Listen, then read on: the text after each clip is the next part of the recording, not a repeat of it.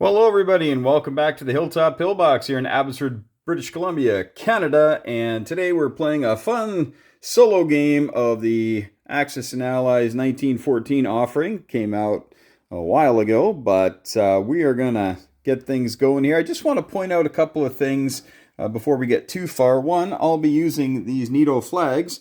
These are the acrylic markers for each country instead of roundels.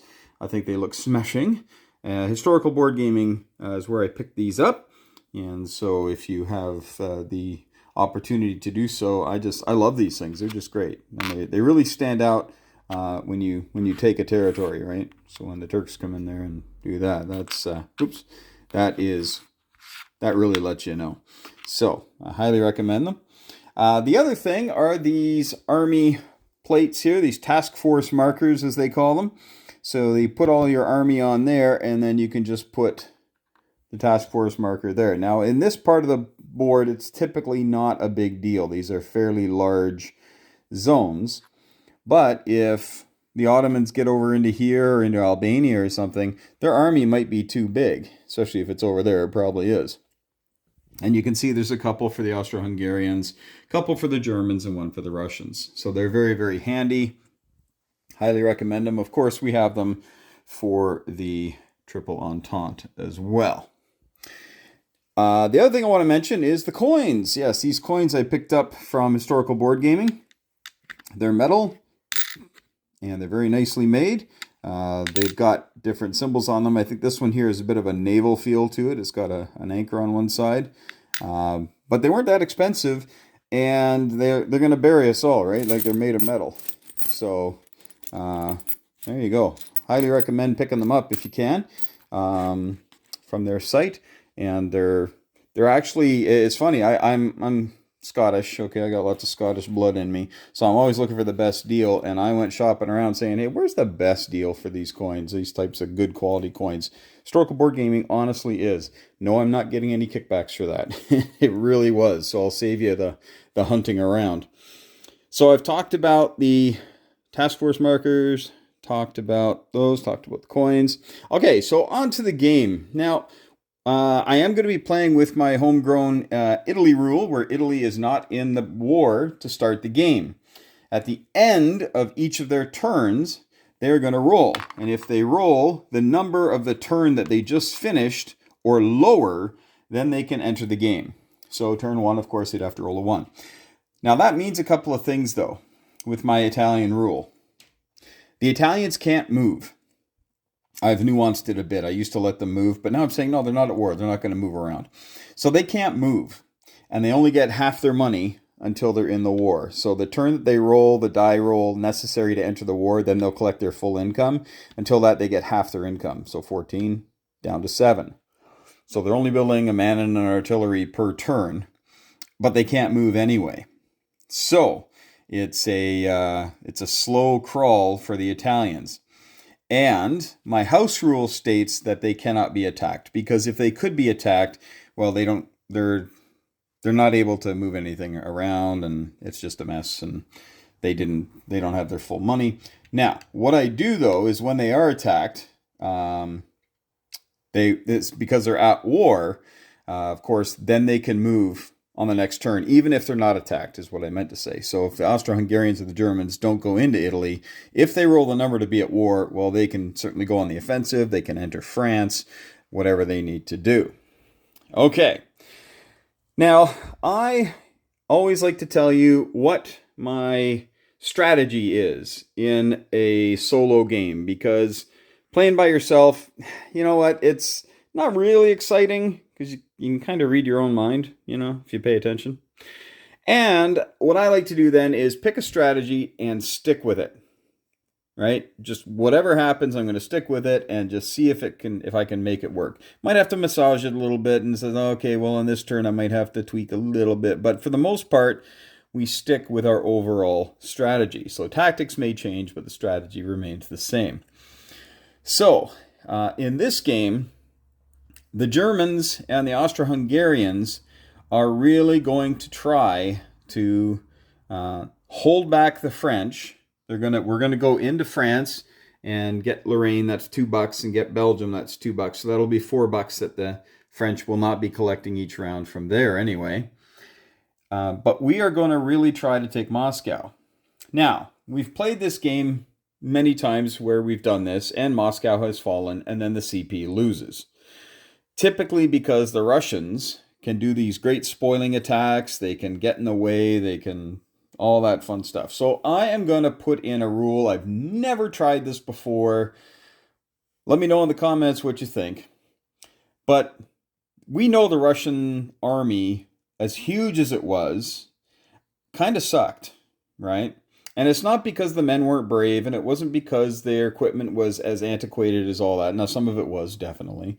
But basically, their communications, their logistics, and all the rest were trash, right? They're terrible. And there's one story, and I'm sure it happened many times, where the Germans intercepted a courier who was zipping around on a horse, if you can zip around on a horse, and they intercepted him and got the couriered message, and it wasn't even written in code. It was just written in Russian. So, yeah, so that's doesn't really bode well if you're going to try to fight a war against a modern army, or any army for that matter. So, for my Russians, what I'm going to do is, for every territory where there are units, and they all start out in all the territories, and any naval units, if I want to move them, or if I want to have them attack, I'm going to have to roll a die. Okay? And I'm going to keep it simple. It's 50-50. So let's say, Ukraine wants to go into Galicia. Well, if they roll a 1, 2, or a 3, they're frozen. Nope. So that attack fails, and they just sit there. Okay? So I think that's going to be enough of an advantage for the Central Powers to make the game considerably closer, if not an outright CP victory. So let me know your thoughts. Obviously, I'll know with hindsight if this was a disaster of an idea. But I'm trying to do something that doesn't add units to the board or do anything really crazy. It just tweaks it just a little bit to give the CP maybe a little hint of an advantage to help balance the scales. Because as we know, I believe the number's around 80% of Allied wins. The Entente will win, and CP just takes it on the chin. And that's just because of the economics of the whole thing. So if Paris can hold, if Rome can hold, London's going to hold, US is going to hold. So they'll just, once the US is in the war and they come over here with, $60 worth of stuff on the first round, that's a game changer, right? So we'll see how it works. Let me know your thoughts in the comments, but that's enough blah, blah, blahing for me. We're going to get going here, and the first attack, as you all know, happens in Serbia. Let's see what happens. Okay, round 2, and I'm not sure if that was a good idea, but we'll let you know what's going on. So Russia did some rolling, and the first roll they did was Poland, and they couldn't move. So I thought, well, they're dead. So I moved in the Livonians to help them out, and then I brought the rest of the Russians down here to Ukraine to try to put up a last stand here, because it could be a last stand fairly quickly. The Austro-Hungarians were able to dispatch Romania and didn't lose too many units, I think 3 or 4. And in Galicia, we have about 20 units, and in Romania, we've got like 15, 16 units. So that's 30 some units that are all going to plow into Ukraine this next turn. So, yeah. Now, sometimes we do this anyway, right? We pile guys in, but typically Poland is in there as well, so that'd be another 8 units. So we'll just wait and see how that goes. Down south here, the British had a fairly easy go of it in Persia. Oh, I didn't put their India build on. So yeah,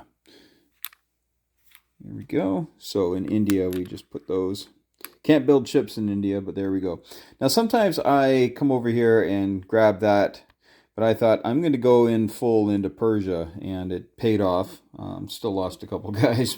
Persians didn't give up easily. But there you have it. Then we have the Ottomans, who did their typical thing. A couple men, a couple artillery, took Bulgaria and kind of moved things around inside their own borders, hoping to bulk up a little bit.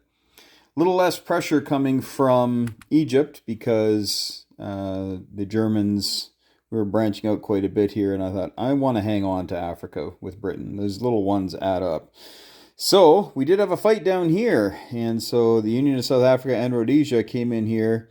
The Southwest African man and artillery had gone into Angola here, and the British were able to wipe them out. So that was handy. So there's down to now 3 Germans in Africa, and the French are coming to clean up the mess. Up here on the Western Front, all is not quiet. A little bit of a dust up in Lorraine.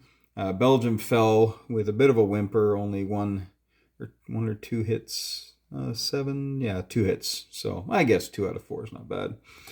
Holland went the same way with 2 hits. But you can also see that the British fleet is alive and well. You will not believe the rolls, okay?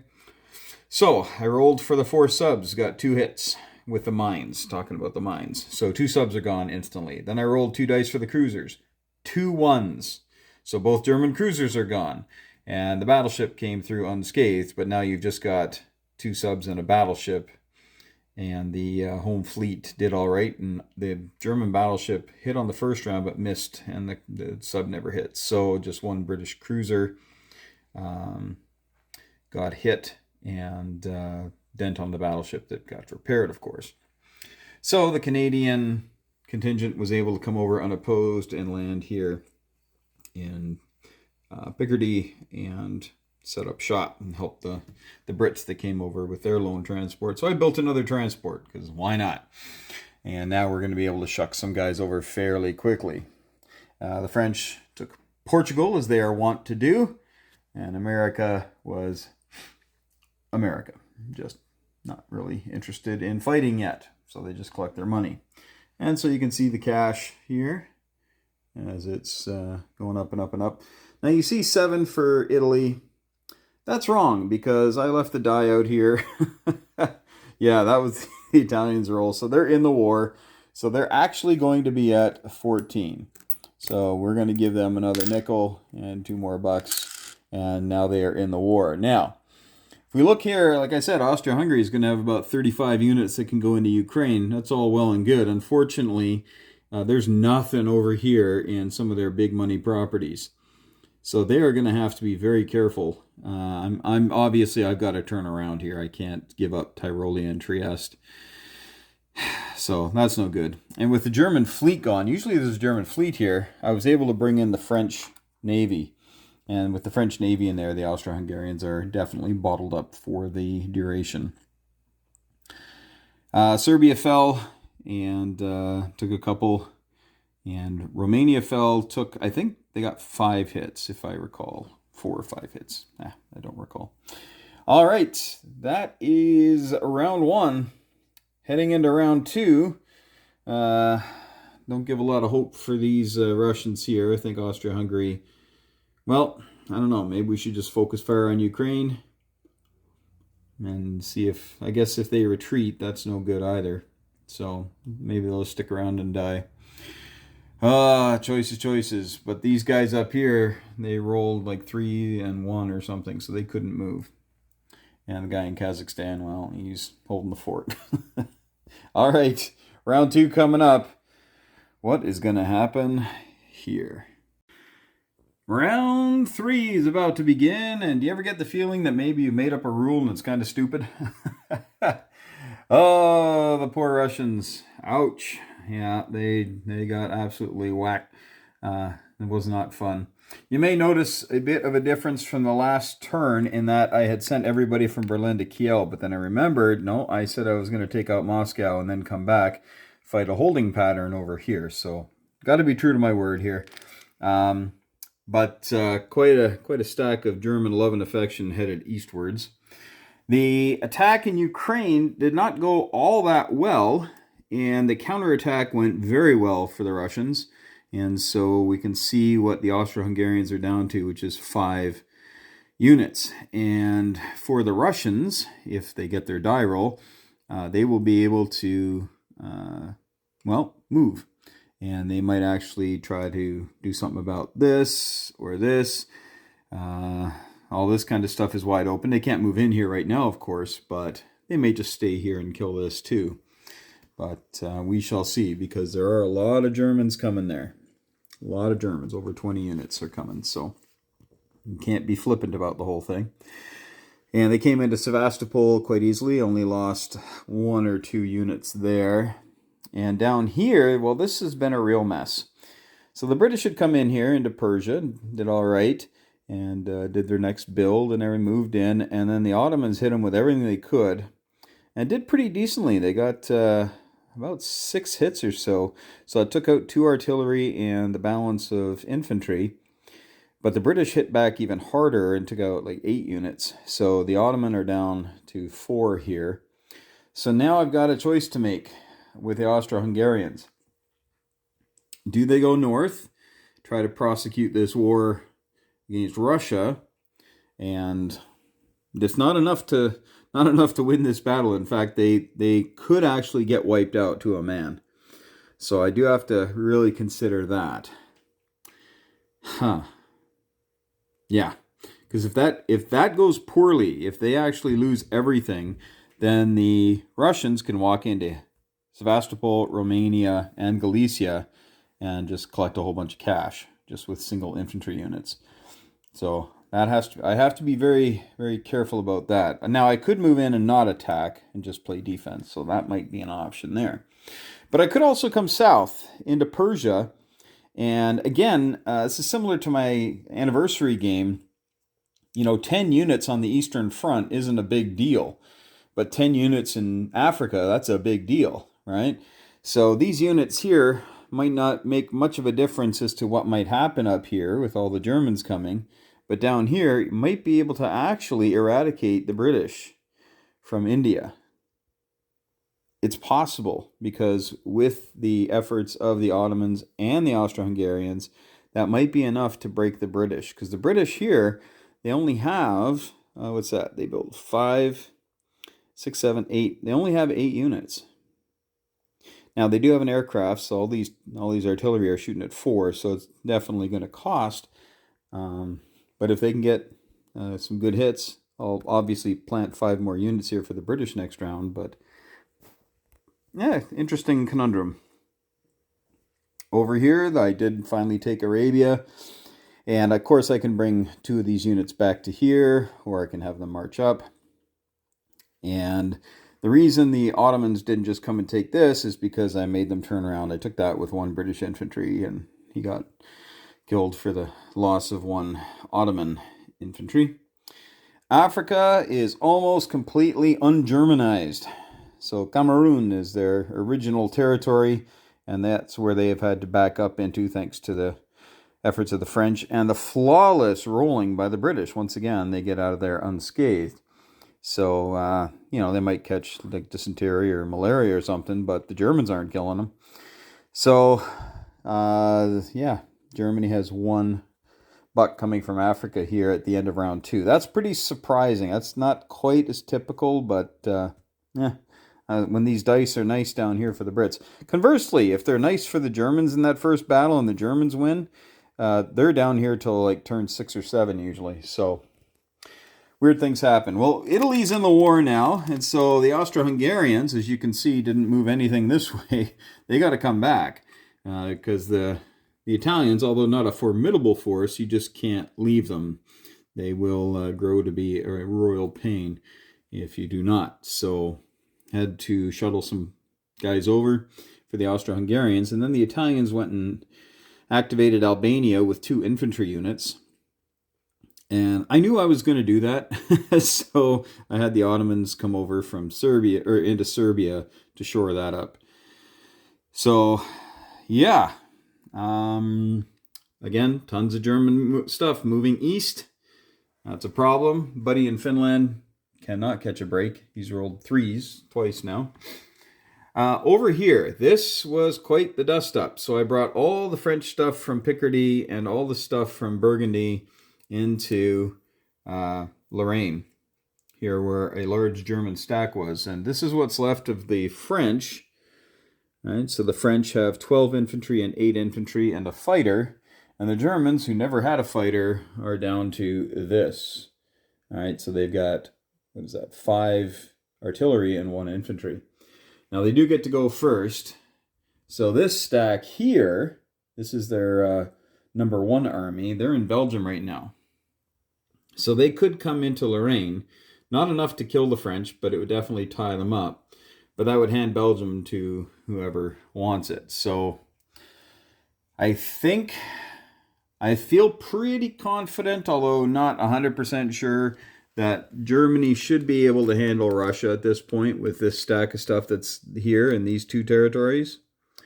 So I think that these Germans are going to have to head westward in order to ensure that Germany proper doesn't get taken over by the French hordes. The French have hordes. I know they have hors d'oeuvres. I don't think that's the same thing, though. Sent the transport over here. He's going to bring some fellows over. And the Americans simply just collected their money again. So not much to talk about there. All right, well, that's how the board looks after round 2. Big decisions here. Big decisions. Because the other thing we could do is have the Austro-Hungarians just move up here and not fight.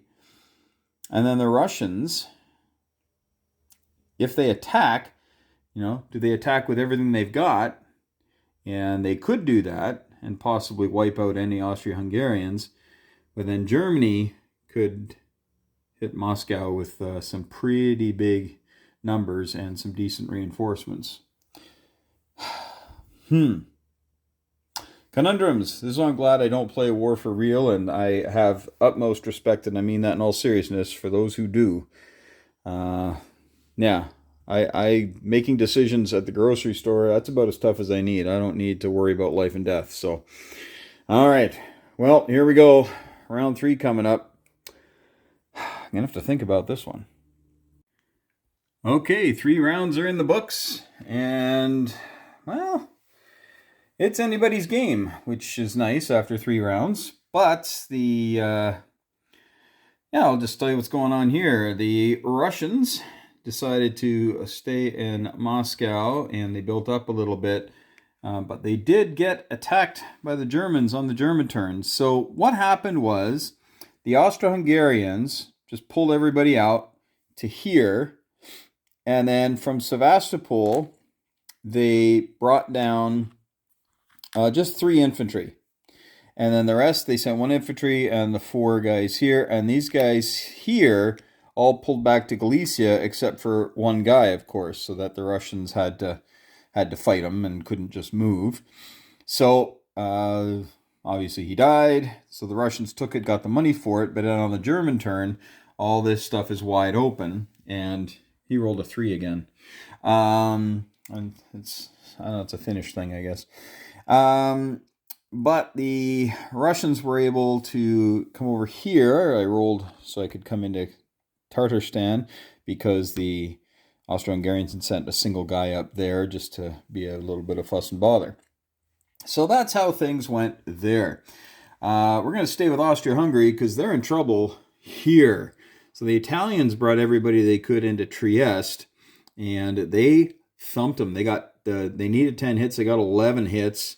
And the Austro-Hungarians got 4? I think it was 4 hits with their 10 units, which is, should have gotten 5. But this is a problem. You can see that we've got 14 and another 5. So we got 19 units here. That's pretty much what the Austro-Hungarians have to hit with. And they're not going to be punching as hard, of course, because the Austro-Hungarians have more infantry than artillery. And the Italians have a little bit of a follow-up. Now, the Austro-Hungarians have some decent money. They got $45. So it's at that moment where you say, you know what the heck, we're going to build 15 guys and just kind of solid up the wall. But the problem is then you know you're not an offensive threat, and everybody at the table knows you're not an offensive threat. So they did move some stuff into Galicia from Ukraine, as we know. And now they could go back in, and they likely will. Okay, we're likely going to see Austro-Hungarian incursion back into Ukraine.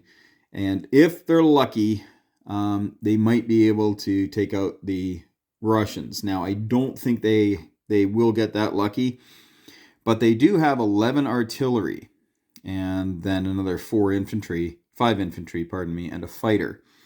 So that's 15, and there are 6, 7, 8, 9, 10, 11, 12, 13. So mathematically, yes, they could take care of the Russians. But even if they don't take care of them, the Russians are way down on cash. They've got 20 this round, but they only had 16 or 15 the round before. I think it was 16 or something. And then they only collected 19 this last round. They got $20. And it's hard to defend against two empires with $20. So I think we got to keep the pressure on and just hope we can hold the line here in Vienna, because of course if you lose Vienna on round 4, that's just bad. Yeah, not much else sure what to say about Austria-Hungary. Down here we have the Ottomans, and they tried a big assault. They brought everybody they had, and they attacked the Brits, and they did okay, and they got them down to this. They killed a couple of artillery, but couldn't quite take them out. So the British I had built 5 men here, sensing a big attack, and there's not a ton of follow-up. We got 7 guys coming, but the British are probably going to be able to come in here and take care of this. I suspect these guys might just skedaddle, because there's no sense dying for nothing. We might bring them to Sevastopol if the Russians haven't gone into it, which, oh no, these guys go first. So we might go into Sevastopol and make the Russians fight over that $3. Yeah, that's about it there. British went back into Arabia. They brought in an artillery from Egypt, which then, of course, the Ottomans took advantage of, came in, and they killed all the British. But the Italians had come in last minute to try to add a little bit of defense. And that's 1 turn of defense. Likely they'll die here this round, though. Might have to ferry some guys over and attack. The British may have to do a bit of a spoiling attack here into Transjordan, though, and that might draw some Ottoman attention eastwards. In Africa, well, the Germans aren't going anywhere. Look at this. They have decided to stick around and play hardball here in the middle of the Congolese jungle. And so the 4 Frenchmen came in, 1 died, didn't get any hits, and then the Brits just decided to bring in a guy to shore up the defense. So we have some artillery coming to help out, and meanwhile this British regiment came and took Portuguese East Africa for the balance of the game. And then we'll likely head over here and grab that. It will be interesting. Not much else going on here, except the Americans are now in the game. So we spent our $59 on 6 transports and 5 artillery and 1 man. Is that what it was? 5 or 10? Something like that. I can't do the math in my head right now. 5 artillery is 20, 1 man is 23. Actually, I think I can do 6 artillery.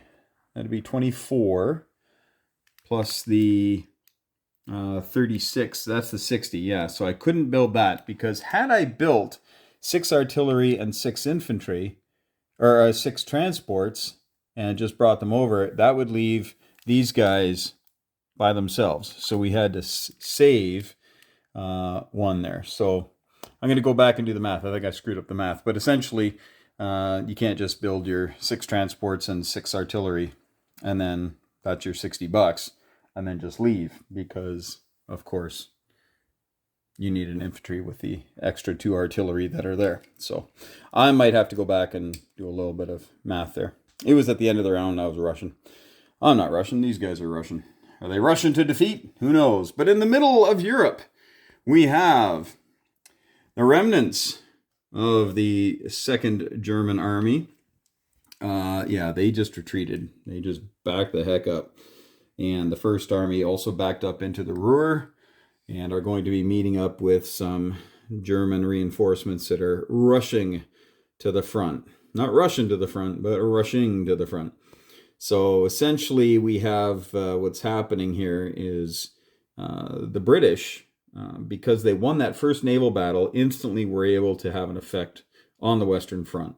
And that has changed this game immensely. So if the Russians, if their dice rolls have actually been pretty good for the most part, except for buddy up in Finland, if their dice rolls fail a couple of times, that might do the trick. But if not, looks like the CP's up against it already. That really bothers me. Oh, Austria-Hungary. Where'd you go wrong? You got to take care of your business here. Let's go. Get in there. Get your house sorted. World War I sure was interesting, wasn't it? Anyway. Just by the way, we're not playing with the Russian Revolution rule because I don't like that rule. I'm more of a let's slug it out. But if the Russian Revolution rule were in, I believe this would be cause for the Russian Revolution. So that's why I don't like the rule. It ends a little too easily, I think. But having said that, the CP are kind of getting pushed on all fronts, so maybe we should have played with it. On we go. So the Germans came into Ukraine and dispatched the lone Russian. Actually, no, there's a few Russians there because they couldn't move. There's like 4 artillery and a man, and they could not get out because they rolled a 3. Speaking of which, Finland actually rolled 4 this time, so moved down to Karelia to block the easy money for the Germans. And this is where we're at, though, is the Russians are getting squeezed pretty hard here. They're down to $12. And that'll be less by the time they do their next turn if the Austro-Hungarians have anything to say about it, which they likely will. Yeah, things are looking kind of bleak for the Muscovites at this point. Down here for the Ottomans, they've had a little bit of an up and a down, and they got made $20 this turn, but they had to retreat out of Egypt. They just didn't have the horses to stick around there. Plus, they had to come and take Transjordan back, and they had to walk into Arabia to take that, and they had to come into Mesopotamia and fight the one Brit that landed there, because the British had taken all of these, and that's just not a thing. You don't want British troops walking around your backyard. So, had to take care of that. And the British have built the game's first tanks. So we'll see if that is a good purchase or not for them. I was thinking of buying some for Germany this turn, but I think they just need bodies. Speaking of bodies, yeah, and the Germans have buried theirs. The French came in, they had their 3 dice at 2, and they got 3 hits, and the Germans got no hits. So that's it for the German African Expeditionary Force. It's all over but the crying. The British will be walking into here on their next turn, and now these French troops are free to start coming around as they can come around on the transports and possibly have a little bit of a party up in the area of the Turks. Italy was able to take Trieste. They lost it almost to the Austro-Hungarians, but the Austro-Hungarians didn't have enough stuff left to fight off the masses of Italians that were coming in. And the French snuck into Tyrolia because it was wide open and empty, so why not? So the French had a big payday this turn. They made $38, which likely will not be repeated anytime soon. For the Germans, remember how I said I was going to have a strategy, but then might have to tweak it? So my strategy was go to Moscow, and I'm seeing now that I probably don't have enough here to take it. And so I'm sending a few more Germans there. I don't know if it's going to be enough. Yeah, especially with the Italians being a real pain. But if we look here, there's not a lot of depth for Italy. This is it, right? They've got the stack of 5 guys, and they've got 7 artillery. And after that, it's just 2 of each coming up the road. So really not a lot there. So if Austria-Hungary can dispatch this, it should ease some pressure off Vienna. The Germans will not exactly sure what to do here. I think the Austro-Hungarians... Oh, this stuff here, yeah, it's gone, by the way. That was what was left. I forgot to take that out. You're probably wondering, what do you mean? So yeah, you can see, they got a decent stack here. And I can't remember if I said I was going to build 15 infantry. Well, they didn't have that much money. They had $30. So that was 6 men and 4 artillery. That's $30. So that's what they built. The Germans had enough to build 15 infantry, but we decided to mix and match a little bit. And you can see we got lots of these neato things here. We'll show you what they actually mean. So this is what the Germans have. So their number 1 army is pretty good. The second shock army is kind of, looks like they've been receiving the shocks. And the British, this is their first army. So I think they got 10 or 11 infantry and 4 artillery. And that's parked in Holland right now. And a little bit coming behind them as well. Some decent stuff, because now we've got 4 transports, and so they can bring over 8 things at any given time. And that's very handy. The French First Army is actually not too bad. Got 16 infantry and about 10 artillery, 8, 9, 10 artillery. So they're sitting there in Lorraine. Only sent 1 guy forward to take Alsace. No sense bringing the whole First French Army up there to get wiped out, because the Germans do have quite a bit of stuff together in these 2 army groups. The Americans decided to invade Spanish Morocco, and of course lost a guy doing it. But now they've got their 11 units here ready to come on over and stir things up. And we're going to get a fairly steady stream going here of 2 to 4 units each turn coming across and causing trouble in Europe. Yeah, not much else to say here. I think that's a pretty good wrap up for turn 4. Headed for turn 5. Boy, this game really has taken off in 4 turns. I think 1, because Italy was in right off the bat, and 2, because the German Navy got destroyed on round 1. I think those 2 things have really made this one go tickety-boo. Well, we'll find out if Moscow is going to hold. I think it will. They've only got $12 to spend, so they're only going to be adding 4 guys. And they can't really go out and fight, because if they go out and fight, they're going to have to send at least 2 units, possibly 3, to each of these spots, and that's just going to make them ripe for the picking here. So the $12 will definitely go into 4 men, and see if they can hold the line and wait for the Entente to kick it into high gear and come save them. Well, the Italians are trying. Good luck, boys. All right, well, this game got really interesting really quickly. Let's take a look here at Moscow. Moscow has been invaded, but only by the Germans, and they defended themselves fairly well. Had a pretty good accounting, but there's some angry Austro-Hungarians here that will go charging up and don't have enough to take out the Russians, but the Russians only have $11. Assuming the Karelia can move, that means they'll just be adding 4 infantry again, but they're likely going to lose that much or more to the Austro-Hungarians, and then possibly to the Germans, who have a stack coming here that's double that and more. So I think Russia is not long for this world. Let's go down here, and the Turks had to back off because we got a stack of 4 British tanks coming in, and the next attack into Mesopotamia, and no sense sticking around to basically have your first 4 shots not mean anything. So they've backed up. They've got a decent number here. There's about 15 guys and 4 artillery. So, and there's not a lot of bodies here, so it's not like the British can just yeehaw. They're going to have to still be a bit sporting about the whole thing. The Italians decided to muck it up a little bit here in Transjordan.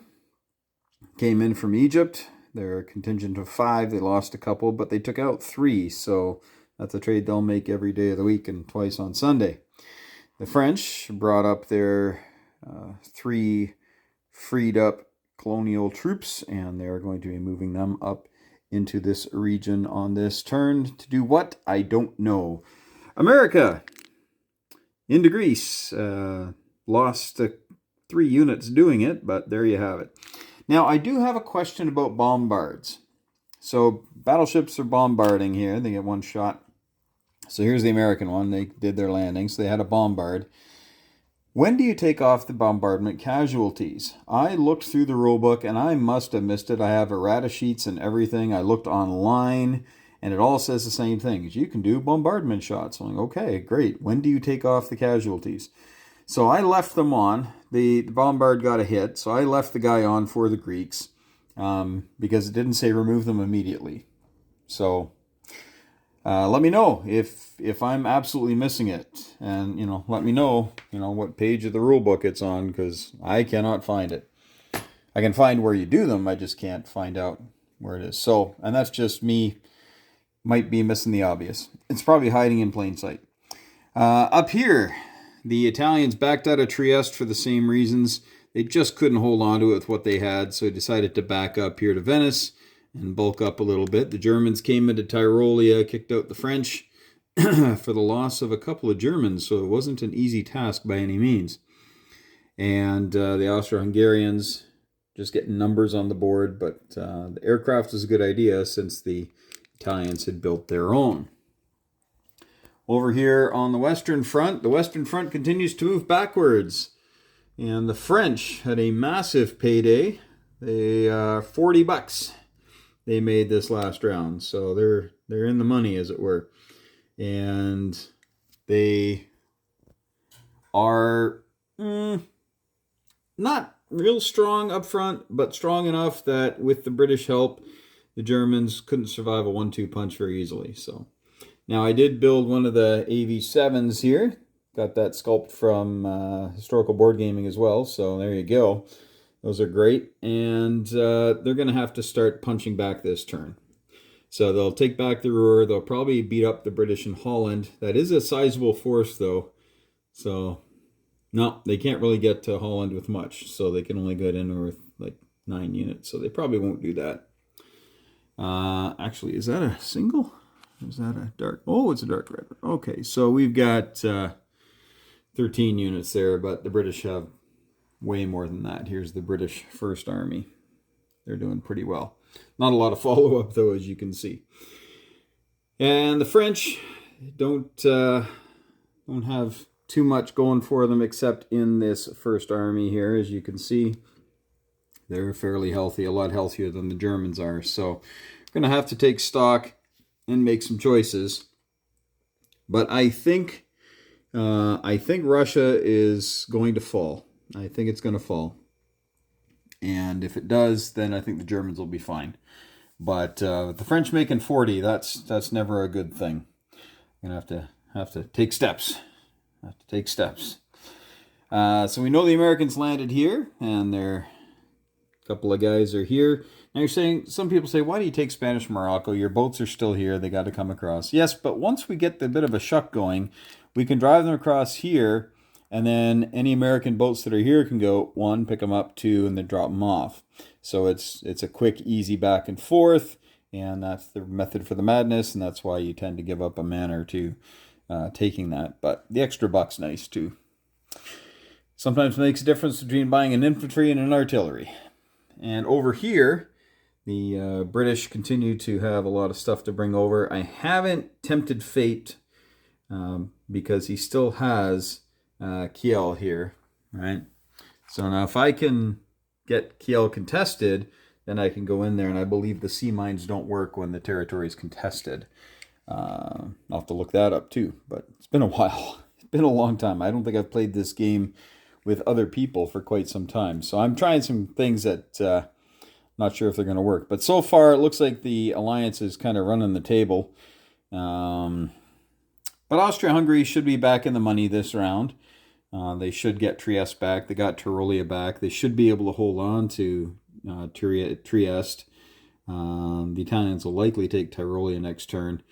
But Austria-Hungary will have its money and have a decent build for the following turns. All right, well, that's what we got, folks.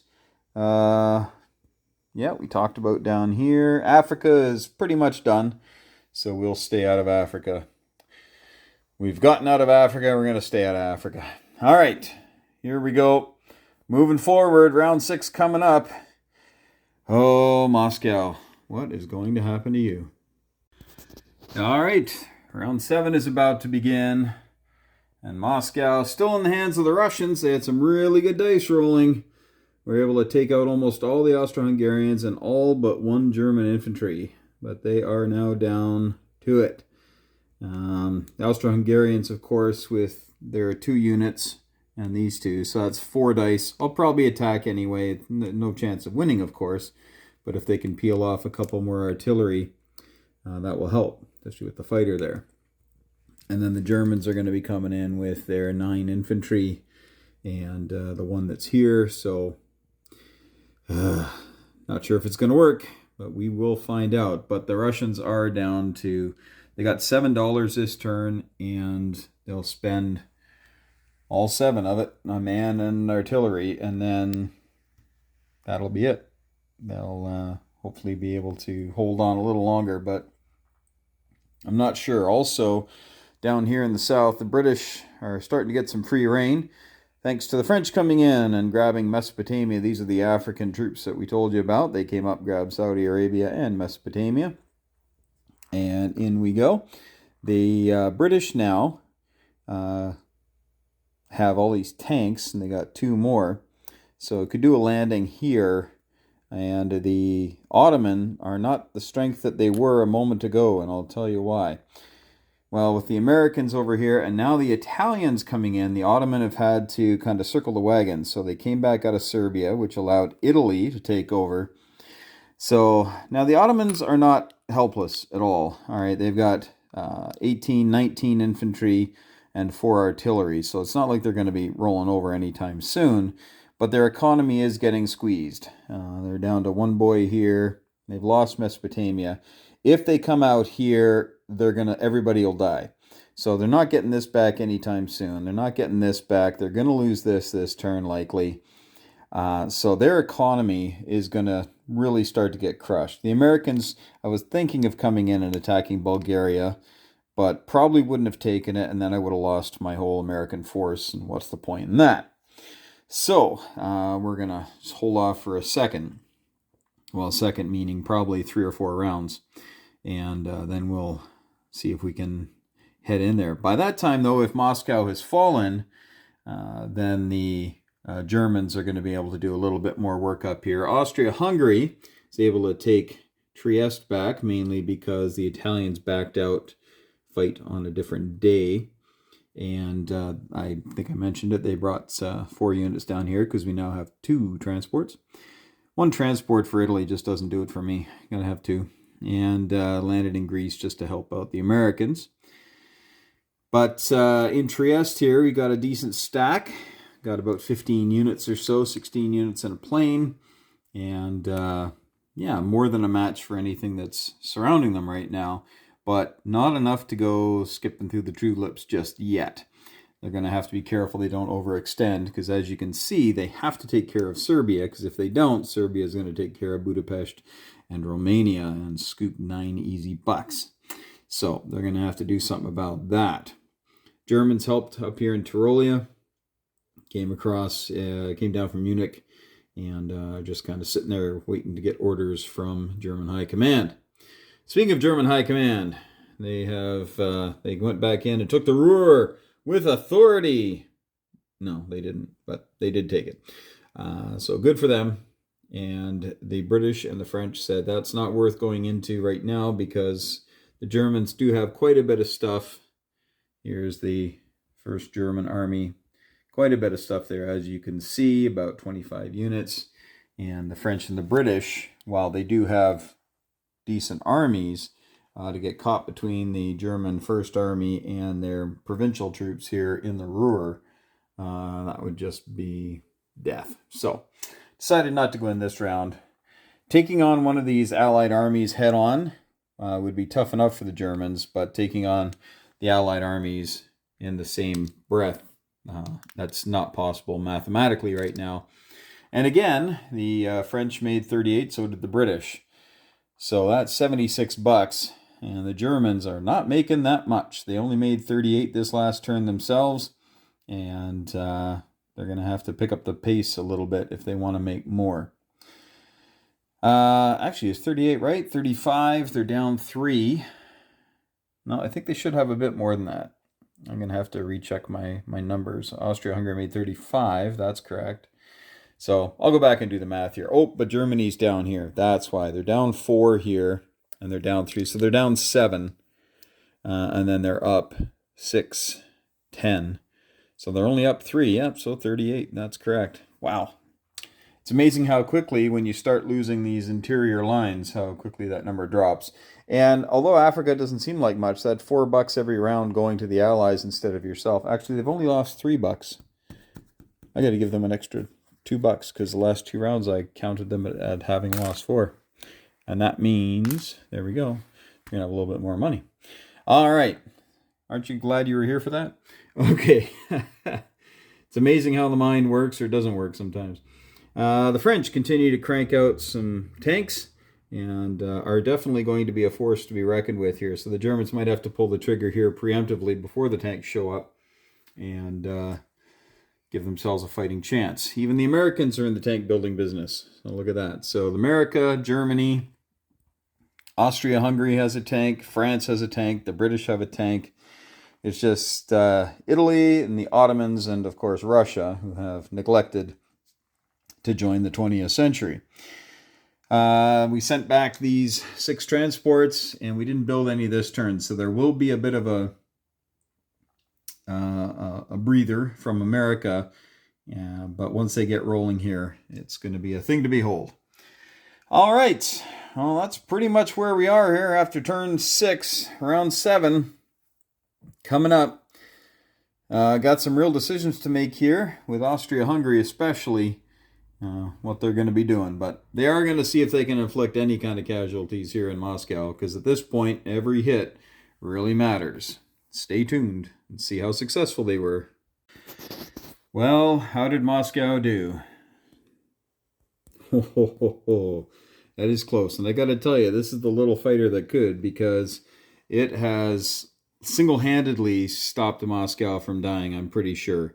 The artillery that the Muscovites have really put the beat down on the would-be invaders, and those rolling at 4 really do take the steam out of these guys. So, yeah, the Germans rolled in here with 9 or 10 infantry, and they're down to 4, and there were only 7 units defending, so they did all right. Austro-Hungarians are noticeably absent. But down here, the French are coming to rescue them. But the Ottomans have said, you know what, we're just going to head up there and try to seal the deal here. Even the Austro-Hungarians have put some guys over here to hopefully take care of things. The Russians actually were able to pick up $11 this turn, because when they killed the Austro-Hungarians, there were no Germans in there. And so they collected their $6. And now they'll need to likely not collect their $6 this next turn, and that's if they can hold. But with $11, they can put on 3 guys. This guy just refuses to move. He rolled a 1 this time. It's crazy. But if we can get him into town and put on 3 more infantry, then mathematically the Russians cannot be defeated. So there's that. A little bit of a race, though, to the Kremlin. We'll see who gets there first. Over here, they have righted the ship here, the Austro-Hungarians have. They were able to take Serbia with authority and bring in enough stuff into Trieste to keep the Italians from going, we want to do that. Because, again, not much of a follow-up for them. And the Germans still hugging onto Tyrolia like grim death. And, yeah, the reason for that is they just lost their entire First Army. That was some of the most anemic rolling I've witnessed in this game. The German First Army had 36 units or something in it. And they got 12 hits. And that's rolling mostly 3s. So it was pretty bad. The French came back and got 25 hits or something. Whatever it was in defense. And then in offense, they got the balance of what they needed to wipe out the Germans. So the German First Army is gone. And here we sit. Now, there is a ton of stuff here the Germans have, no doubt about it. But I even started tasking guys to come over for them as well, because it just seems like Russia will not die. So, in 2 turns, I'm pretty sure Russia will die. on the strength of the Ottomans and the Austro-Hungarians and the Germans, although they're 3 turns away, should be able to take Moscow. Now, having said that, the British, who have come in lock, stock, and many smoking barrels into Mesopotamia, could do a hard right and head up and keep Moscow safe. But that would take pressure off of the Istanbul here, Constantinople, and it is well stocked with troops, right? We got ourselves 17 infantry and 11 artillery. So 28 units isn't nothing to sneeze at. And Bulgaria still has 6 there, and there's 7 there, and a pittance here. But they're not rolling over quite yet. The Italians continue to bring things over here into Greece, and the Americans dropped off just a man and a tank this time, and I kind of tidied things up. It was a real mess. Down in Africa here, this is the last soldier in Africa, so he's racing to get northwards, to join the battle properly. The Italians kind of happy to hold tight, and they will be holding tight because Austria-Hungary can't attack that. I went into Serbia really strongly for 2 reasons. I wanted to take it out, definitely wanted to wipe it out. But now, there's too much stuff there for anybody to attack on their own. The French certainly can't do it. The Italians don't have the strength to do it. If the Americans did it, they probably wouldn't kill everybody, and then they'd be stuck in Serbia, of all places, and likely lose their expedition force in detail. So we don't want to do that. And so it was a calculated choice. Up here, the British sent 1 guy here into Kiel, and the Germans will have to dislodge him. If they don't, then the British can come in with transports and land a bunch of guys in Kiel unopposed, because, of course, the mines don't work if you don't hold the territory. The French are continuing, just sending a long stream of reinforcements up here. I got to tell you, folks, I'm kind of not feeling it here for the CP this game. If Moscow had fallen a couple turns ago, yeah, that'd be a different story. But it didn't, and that's why we are where we are. The British, as you'll notice, I'm building my 5 units down here each turn. And not cheap ones. Like I built 3 tanks down here this time. And not cheap ones. So they're spending most of their money there. Only spent $15 up here. So they have a decent army up here, as you can see. They got quite a bit of stuff sitting in Holland right now. And that's in a good spot because it threatens the Ruhr and it threatens Kiel. And the Germans cannot attack it. They're not strong enough to attack it, but they also don't want to just leave the Ruhr. Again, that's $6. That's worth fighting over. But they may have to. They've got 21 units in there, about half and half men and artillery, but they're going to have to fly a plane into there if they want any hope of matching what the French have left. This is what the French have left after destroying the German army. Good night. So I got like 30 units almost. So that was not even close. Not even close. Had the dice gone the other way, there'd still be some German troops left. They wouldn't have won that battle, but when they went in the first time, they had a shot of really doing some damage, and then just to get 12 hits, it's no good. And then they're at the very end, I think they got like 5 hits or something. So to kill less than 20 units and lose like 35 of your own, it's hard to recover from. Americans are tooled up for a really big landing coming up here in the near future. That'll be 14 units coming across, and that'll be fun to watch. But beyond that, that's where we are, folks. That's turn 7 done. We're on to turn 8. And, will Moscow continue to hold? I think they will. All right, moving right along. Well, for you, it's moving right along. For me, this each turn takes like an hour and a half, some of them. They're kind of speeding up a little bit now because some countries don't have a lot to do. Russia, I'm looking at you. But they're holding on.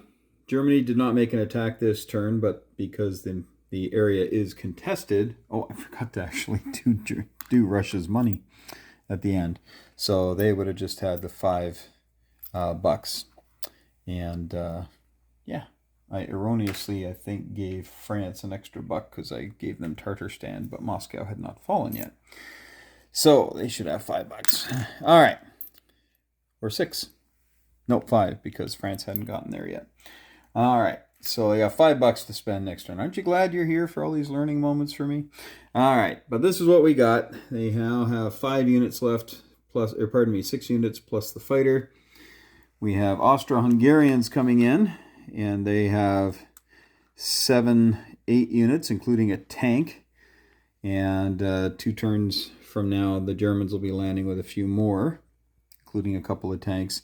A couple of Brits, or Frenchmen on the way, I should say, but some Ottoman Turks are over here as well, hoping to spoil the party, taking some money out of the French coffers.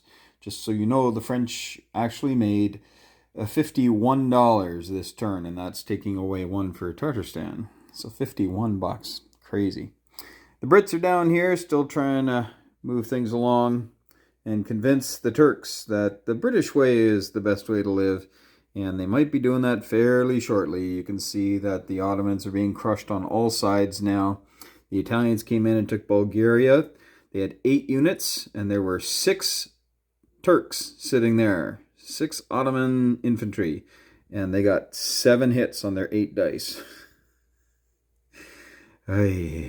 Yeah, it's like they're playing with house money. The stuff they're doing, they're just chucking dice, yeehaw, and it's the Wild West. So, Americans didn't land anybody this turn, but as we can see over here in Spanish Morocco, we have 14 units ready to come on over and make themselves known to the Constantinopolitans, and that should be fun.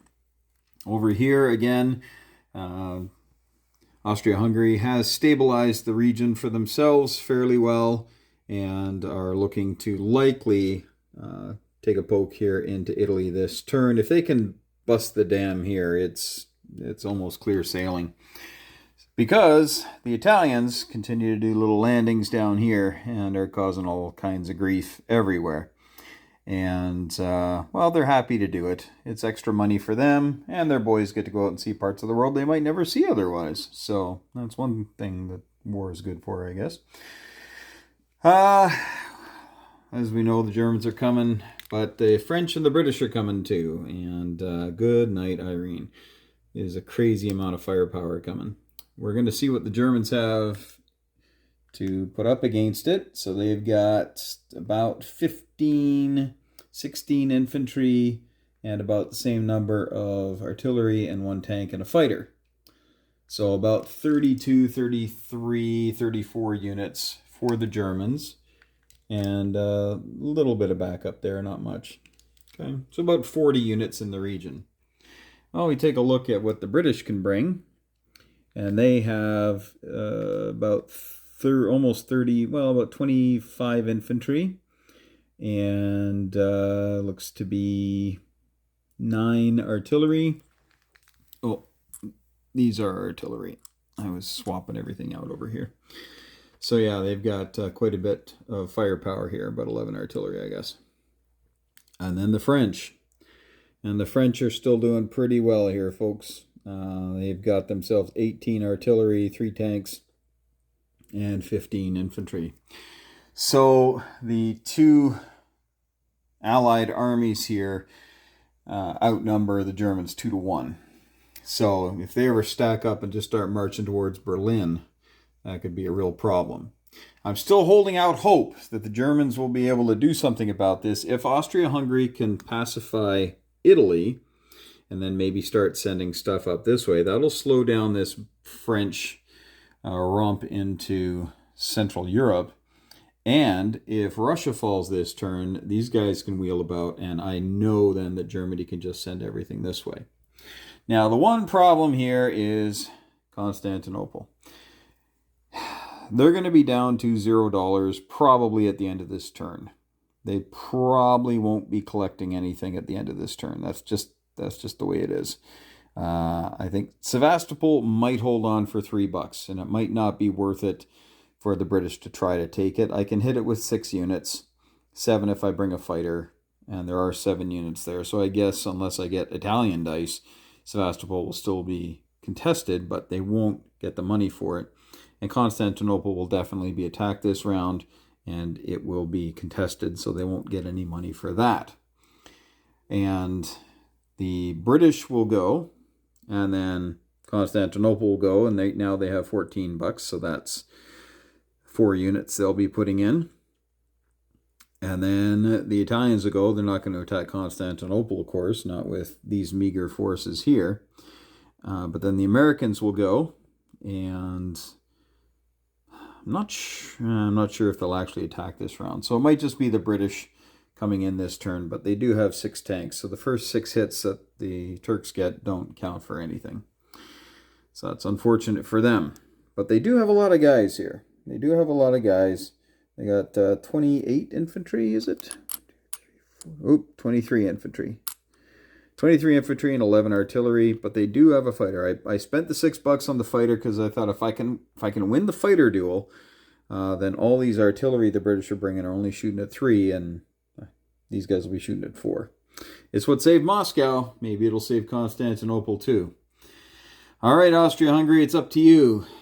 If you can take care of the Italians here, the mood might change for the Central Powers, but if not, I think the writing's on the wall. All right, well, this game is unbelievable. So, the Germans just rolled 15 dice at 3. I brought the first army in to fight the British army.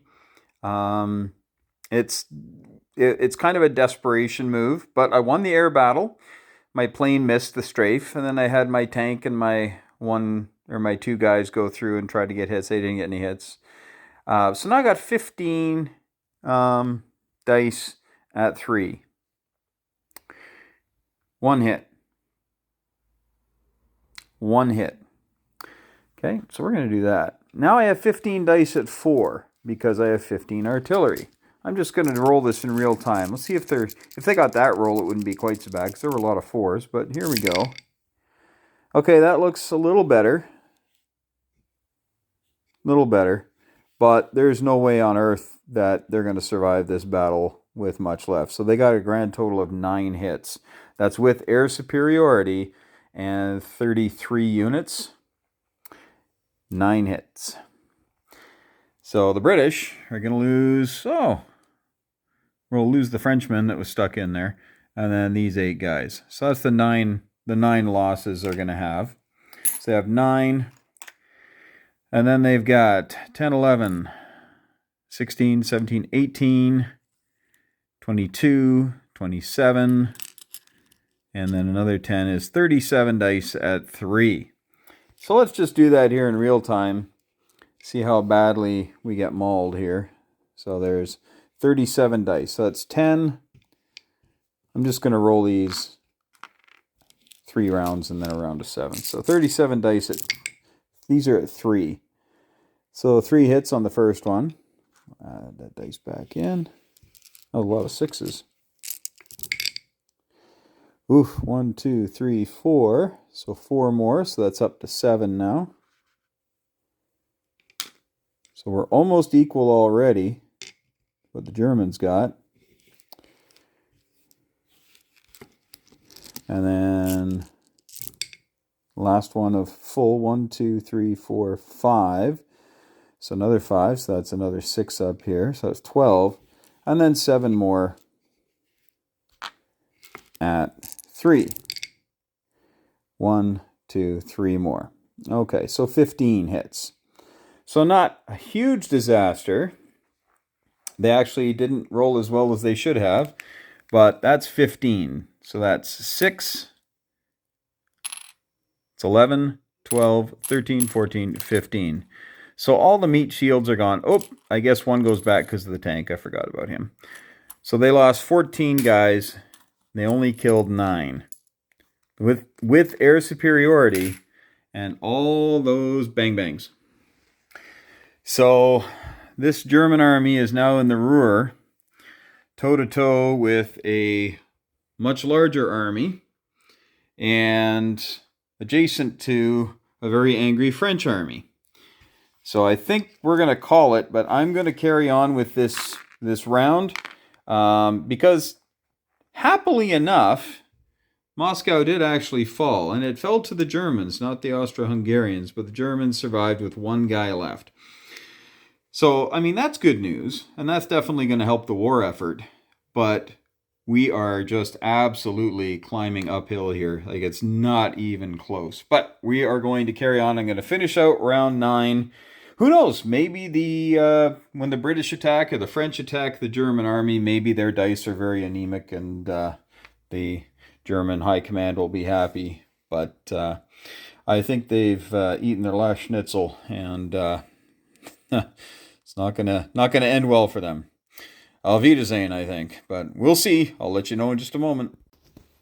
All right, well, that's going to be the end, folks. And despite my best efforts, the CP still took it on the chin, and much more quickly this time than normal. And I mean, the dice were terrible in a couple of key moments, but overall, I didn't put enough pressure on France. I think that's all there is to it. Yes, we took Moscow on round 9, right? Which is, pretty standard. Maybe you take it on 7 if you can get over there with enough stuff. But 9 is pretty good. And, the Brits are now doing whatever they want. Constantinople is down to 4 units after being attacked by the British and the Italians and the Americans. And they also have no money whatsoever. So they're in a tough way. In a very tough way here. Austria-Hungary has girded up her loins and headed into battle, and is actually doing better at this stage than any of the other Central Powers, of course. Berlin hasn't been taken, but there's no more Germans of any worth that are going to be able to stop what's coming. Here's the British army that is right on the gates of Berlin. And here is the French behemoth that is 2 turns away from Berlin. And there's just no way. Absolutely no way. The Germans did take the money from Russia. Woohoo! But that's it. Just nothing there. And just for fun, I decided to build 17 men with the $51 the British or the French had. So just to show you how crazy things are. Well, yeah, leave your comments below. And of course, there's many reasons for the CP to lose this game. The rolling for the Russians didn't stall them that often. Right off the bat, it did. And I thought, Germans are going to roll right into Poland here. But then the Russians were able to deal with the Austro-Hungarians. And that was that. So, with Italy coming in on the first round as well, yeah, that changed things, right? Because I really thought I'm going to be able to get like 30 Austro-Hungarian units into Ukraine and then just go pummel Moscow. Here we go. It's going to work. But on round 1, Italy's in, which is, of course, out of box. And that's why I have my little die roll thing. Now, some people have said, hey, you should just make it round 3 like the Americans.